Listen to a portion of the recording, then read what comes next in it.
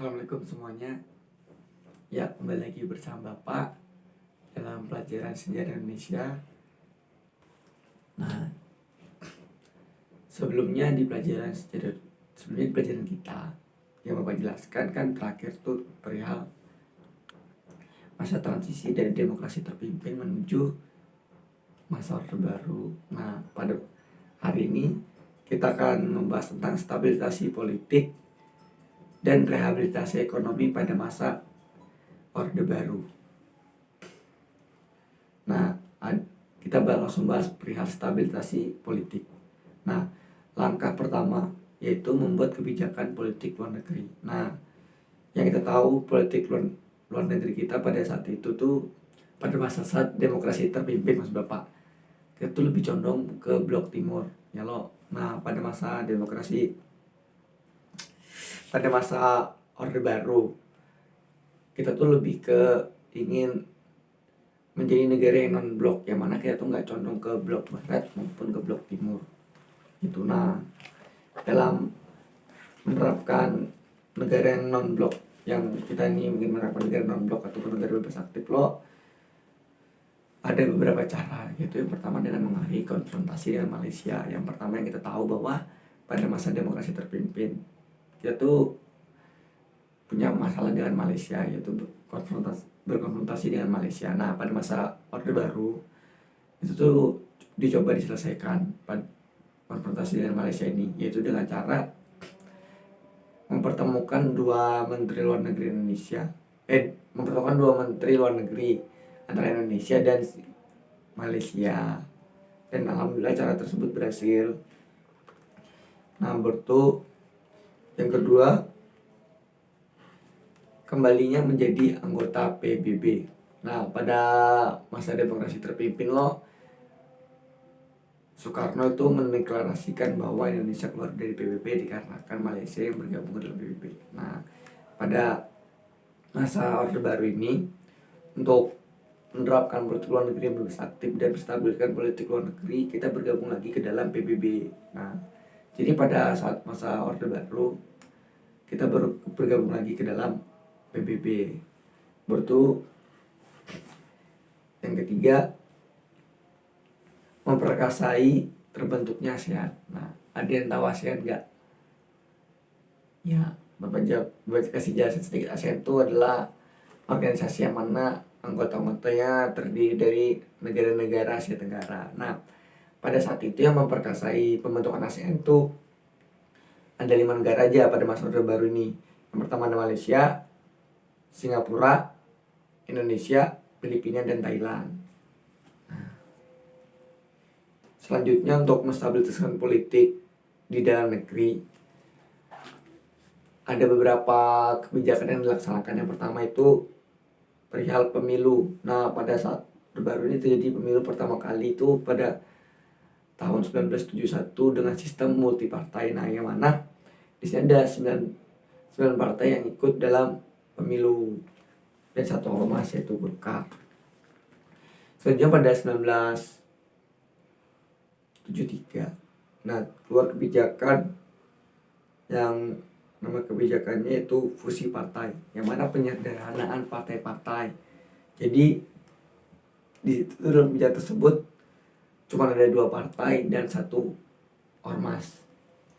Nah, yang partai pertama itu PPP, yang mana di PPP ini terdiri partai-partai yang mana kayak ibaratnya ideologi itu kayak jurus ke Islam, ibaratnya kayak NU, habis itu Muhammadiyah dan lain-lainnya itu masuknya ke PPP, gabung menjadi 1. Baru yang kedua itu ada PDI, yang mana ini adalah partai politik yang lebih kayak nasionalis. Jadi isinya tuh kayak ya partai-partai nasionalis itu masuk ke dalam PDI, kayak apa ya, partai Kristen tuh masuknya ke dalam PDI gitu. Baru yang ormasnya itu yaitu Golkar, tuh golongan karya. Nah, pada masa Orde Baru ini, saat pemilu selalu dimenangkan oleh Golkar. Selanjutnya ada penyamarataan ideologi Pancasila. Nah, dalam ini bertujuan untuk dalam politik semua partai politik itu memiliki ideologi Pancasila tuh dan pemahamannya tuh sama gitu lah tentang Pancasila ini, nggak beda-beda. Nah jadi diterapkannya namanya P4 atau pedoman penghayatan dan pengalaman Pancasila. Nah jadi di P4 ini semua partai itu menggunakan sistem ini kan, atau dalam memahami Pancasila ini menggunakan P4 ini, nah biar tuh semuanya tuh sama rata gitu, nggak ada yang beda. Terus selanjutnya dilaksanakannya kebijakan dui fungsi ABRI, yang mana yang kita tahu ABRI itu cuman ke bidang militer aja. Nah pada masa Orde Baru ini ABRI juga ke bidang sosial politik. Nah yang mana dengan salah satu caranya masuk ke dalam sosial politik yaitu anggota-anggota ABRI ini masuk ke dalam parlementer. Ibaratnya itu juga ada beberapa anggota, ada banyak anggota ABRI yang menjadi pejabat-pejabat negara. Nah pada masa Orde Baru, kalau politik ini, masa politiknya itu didominasi oleh militer-militer Indonesia. Selanjutnya kita masuk ke rehabilitasi ekonomi,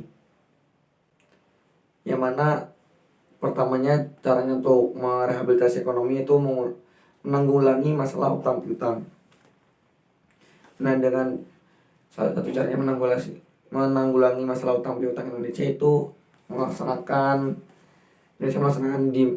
diplomasi dan negosiasi ekonomi, yang mana kayak menjadwalkan ulang tanggal-tanggal jatuh temponya utang Indonesia ini di luar negeri, dan itu alhamdulillah berhasil. Jadi itu mencoba menegosiasi ke luar negeri kan, nah kayak biar jatuh tempo utang Indonesia ini kayak diatur ulang jadwalnya kayak gitu, dan itu berhasil pada masa Orde Baru. Terus selanjutnya melakukan kerjasama dengan IMF atau International Monetary Fund.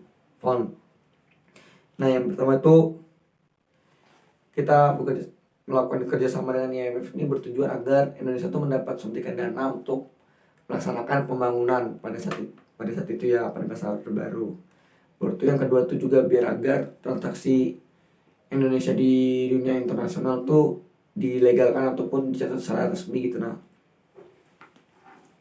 baru menetapkan UU nomor 1 tahun 1967 yaitu tentang penanaman modal asing atau PMA. Nah di sini izin untuk masukkan modal asing atau menarik investor asing ke Indonesia itu dengan cara mempermudah izin-izinnya. Jadi izin-izinnya itu dipermudah dalam hal agar investor-investor dari luar negeri itu mau masuk ke Indonesia untuk beri suntikan dana dan segala macam. Baru juga menetapkan UU nomor 6 tahun 1968 ya, tentang penanaman modal dalam negeri atau PMDN, yang mana ini investor dalam negeri ini dibuat bebas pajak.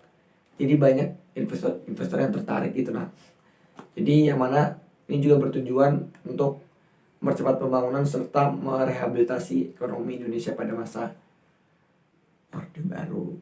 Nah jadi kesimpulannya ada beberapa upaya-upaya yang dilaksanakan Indonesia dalam memperbaiki stabilitasi politik serta rehabilitasi ekonomi pada masa Orde Baru, yang mana tujuannya itu buat biar nggak tapi kacau kayak pada masa demokrasi terpimpin. Yang kita tahu kan pada demokrasi terpimpin kan sampai tingkat inflasi aja sampai hampir tembus 600% gitu. Nah jadi pada masa Orde Baru ini benar-benar dibaiki semuanya, baik dari segi politik maupun segi ekonominya. Nah nanti kalau misalnya ada pertanyaan perihal materi yang Pak sampaikan kali ini, silakan aja kalian tanyakan di Google Classroom ataupun di komentar Zoom Bapak, komentar YouTube Bapak. Nanti bakal Bapak jawab. Mungkin itu aja pembelajaran pada pagi hari ini. Kalau Bapak ada salah kata dan lain-lainnya mohon maaf. Wassalamualaikum warahmatullahi wabarakatuh.